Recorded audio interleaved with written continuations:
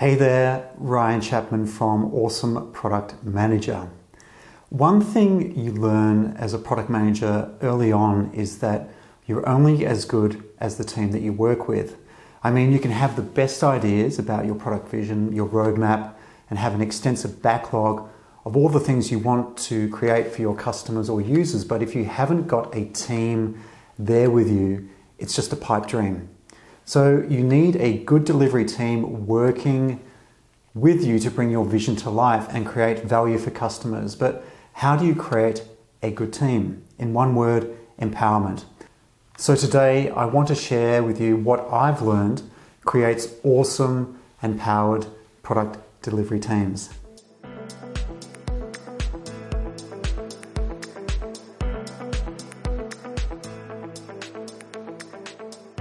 Trust. It's the cornerstone of a team, and some would say the secret sauce to Google's model of successful teams.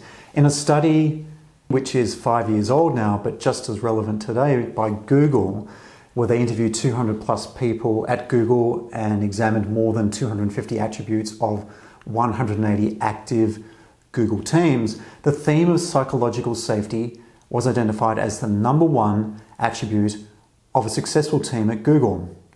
Where does trust fit into psychological safety?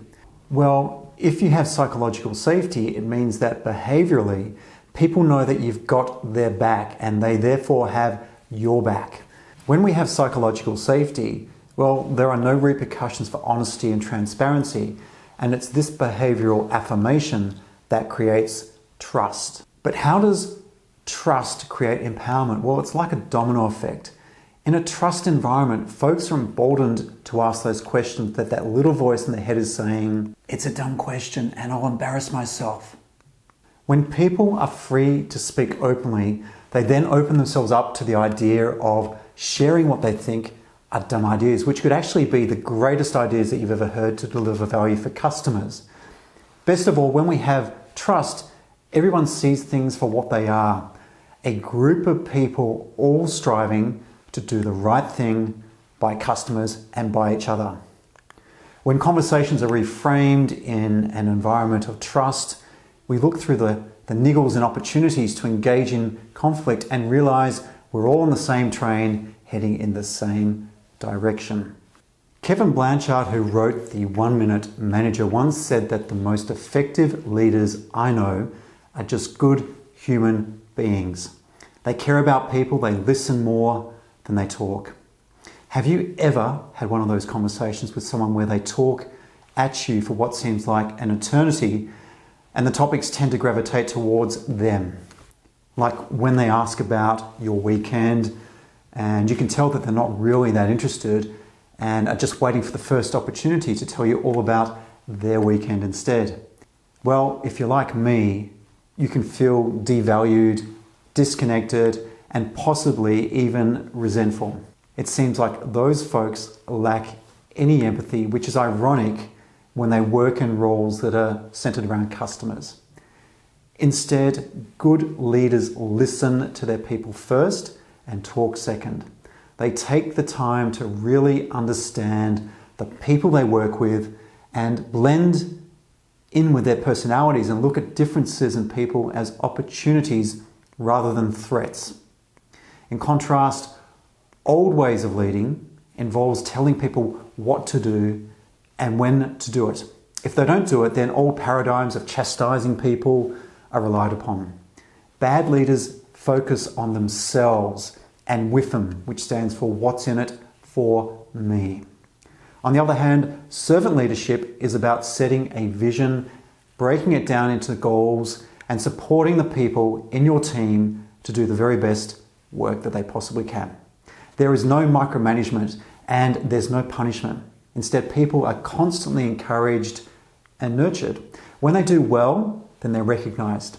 When they don't perform up to expectations, then it's a one-on-one conversation to encourage self-awareness and self-direction around how to improve.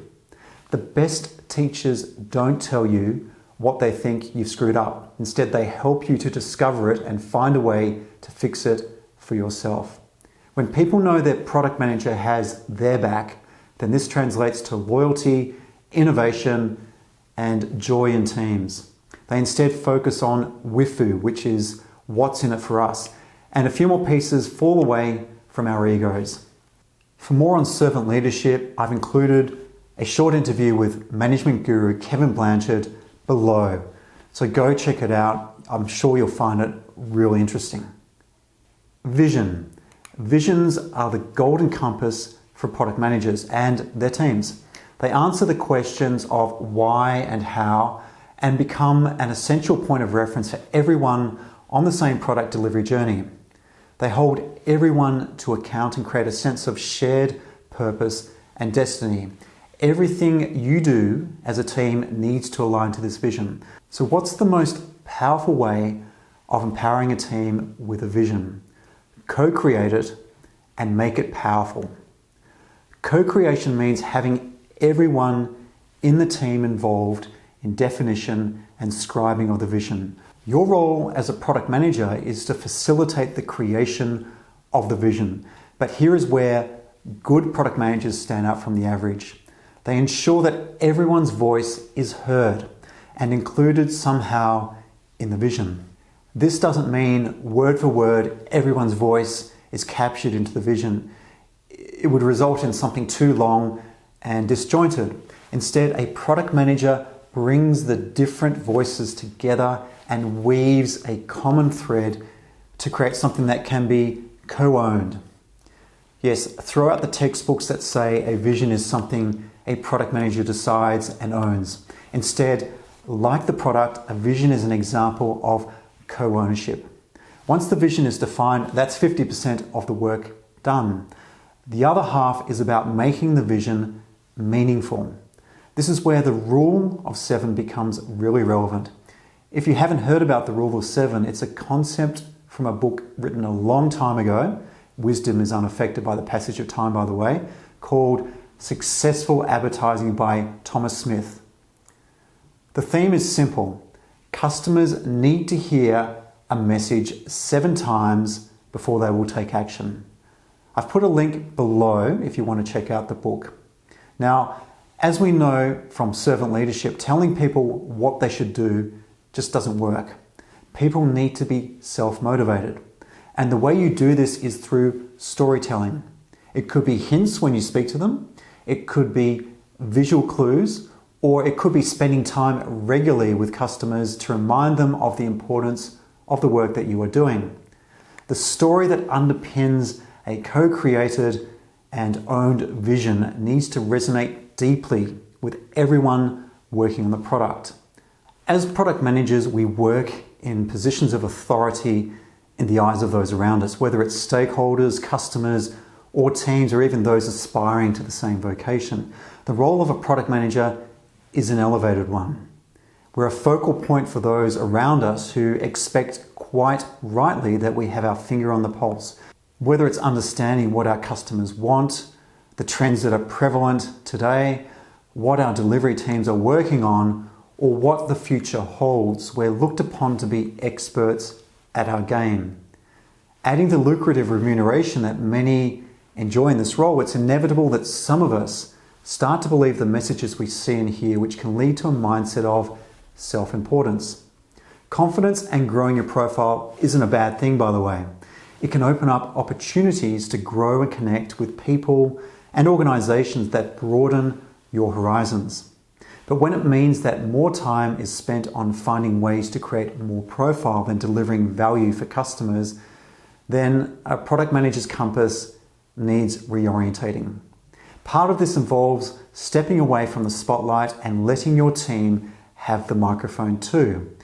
In a study completed in my home country, Australia, 70% of Australians confirmed they would rather work for an organisation where they receive recognition as opposed to a company where they had a higher salary but didn't get any recognition.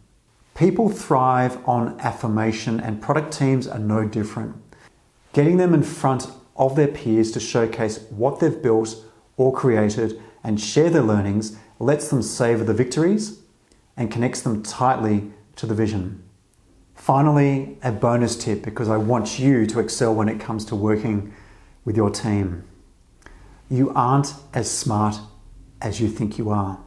I mentioned this earlier, that when you give people directions on what to do at work, as any good micromanager would do, you remove the innate human trait that all of us in one form or another possesses, which is the ability and motivation to solve problems. We are problem-solving works of genius. Our brains generate enough electricity to power a light bulb with over 100 billion neurons, so much so that it would take over 3,000 years to count them all. But sometimes we can take our abilities and persuade ourselves that we are much smarter than we really are. Persuasion is a powerful tool, and in the wrong hands can lead to unexpected consequences. Take the example of Dr. Julia Shaw. She demonstrated in an experiment, by creating false memories in a sample of law-abiding participants, she was able to convince 70% of them that they had committed a crime. So what does this all mean? It means that many product managers, me included, think we are a lot smarter than what we are. How does this impact team empowerment? Through our perceptive bias, we narrow down our awareness that we could ever be wrong. This means we listen to the feedback and advice we receive from our people, but unfortunately, before it's even had time to be understood, we've relied on our preconceptions to filter out that advice and rely on our own biased ideas and assessments.